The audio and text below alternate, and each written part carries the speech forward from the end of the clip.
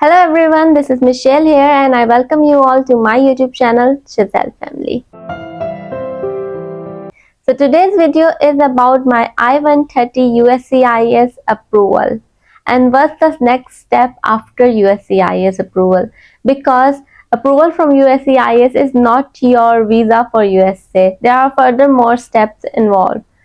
But video में आगे बढ़ने से पहले दोस्त हु वॉच माई वीडियोस और जो मेरे से पूछते हैं कि मेरे केस का क्या हुआ, क्योंकि काफ़ी टाइम से I was not posting any video, I was out of touch with this social media. तो मैं कोई भी वीडियो ज़्यादा पोस्ट नहीं कर रही थी, किसी को ज़्यादा कुछ बता नहीं रही थी। तो उसके लिए I am so sorry and thank you कि आप लोग कंटिन्यूसली मेरी वीडियोस को अपना सपोर्ट दे रहे थे, मुझसे सवाल कर रहे थे, अपने केस के बारे में मुझे बताए थे और मेरे केस के बारे में मुझसे पूछ रहे थे, मेरे अप्रूवल के बारे में पूछ रहे थे। मैं कोशिश करती हूँ मैं सबके कमेंट्स रीड करूँ और मैंने कुछ को शायद बताया भी होगा कमेंट्स में, लेकिन obviously it's not enough, I have to make a video, क्योंकि मैंने अपनी ये जर्नी आप लोगों के साथ शेयर की है, so I want to continue it. So I got my approval on 5th of January 2023.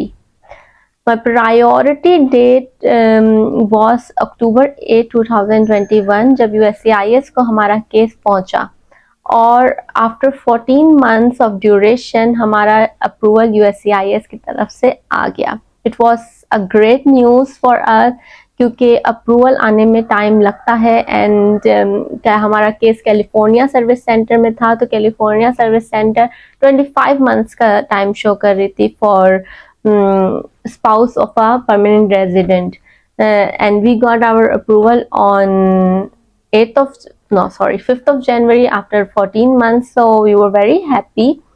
So the next step after approval is our case has been transferred to NVC. We got a letter from USCIS stating कि हमारा case NVC को process हो चुका है, NVC को transfer हो चुका है, अब NVC आगे हमारा केस प्रोसेस करेगा। तो USCIS ने हमें 45 डेज की ड्यूरेशन दी थी कि NVC हमें कांटेक्ट कर लेगा विद इन 45 डेज, और अगर NVC with in 45 days contact ना करे तो फिर हम nvc.state.gov पे उनसे कांटेक्ट करके पूछ सकते हैं कि what's the matter, why we have not been responded about our case. So what happened in the NVC processing? NVC में अब आपको वेट करना है NVC से रिस्पॉन्ड का। NVC जैसे ही आपको रिस्पॉन्ड करता है, हमें NVC से लेटर रिसीव हुआ on 11th of January 2023 that they have received our case, और अब हमारा केस उनके पास फर्दर प्रोसेसिंग के लिए आ गया है। अब नेक्स्ट स्टेप जो आपको NVC प्रोसेसिंग के लिए करना है, which is the very main and the first step, is to create an account, और आपको लॉग इन करना है at the department of state consular electronic application center CEAC, और वहाँ पे आपने अपना NVC केस नंबर और NVC इनवॉइस नंबर एंटर करके लॉग इन कर लेना है। NVC केस नंबर और NVC इनवॉइस नंबर आपको मेंशन होगा अपने लेटर पे जो आपको NVC से रिसीव्ड हुआ है। इसके बाद आपका जो सेकंड स्टेप है प्रोसेसिंग को स्टार्ट करने के लिए, इज टू पे the processing fees, the required processing fees to NVC, which is $445 in total.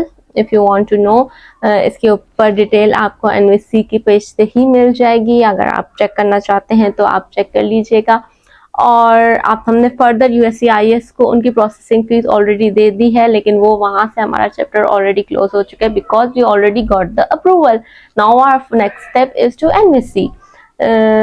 So NVC को आपने दोबारा से डॉक्यूमेंटेशन अपलोड करने होते हैं। आफ्टर क्रिएटिंग एन अकाउंट आपने अपने डॉक्यूमेंटेशन अपलोड करने हैं, आपको पिटिशनर की तरफ से और बेनिफिशियरी दोनों की तरफ से कुछ रिक्वायरमेंट ऑफ डॉक्यूमेंट्स है जो आपने NVC को अपलोड करनी है अपने इस एप्लीकेशन के अंदर। NVC क्या करता है, फर्दर उसको रिव्यू करता है, अगर वो उनको किसी और डॉक्यूमेंट की रिक्वायरमेंट होती है या उनको किसी डॉक्यूमेंट में डिस्क्रिपेंसी नज़र आ रही होती है तो एट दिस पॉइंट आपसे पूछ लेता है, और अगर आपके पास अवेलेबिलिटी होती है या आप उसी वक्त उसको रिस्पॉन्ड कर सकते हैं उधर ही। और एनवीसी फिर आपको डॉक्यूमेंट्री क्वालिफाइड करता है। एनवीसी के प्रोसेस में कितना टाइम लगेगा इसका आइडिया आपको वीज़ा बुलेटिन से हो जाएगा। आपको current visa bulletin status check करना है। अगर current visa bulletin according to your priority date current आ रहा है तो इसका मतलब है एनवीसी जल्दी आपको रिस्पॉन्स करेगा और जल्दी आपको डॉक्यूमेंट्री क्वालिफाइड भी करेगा।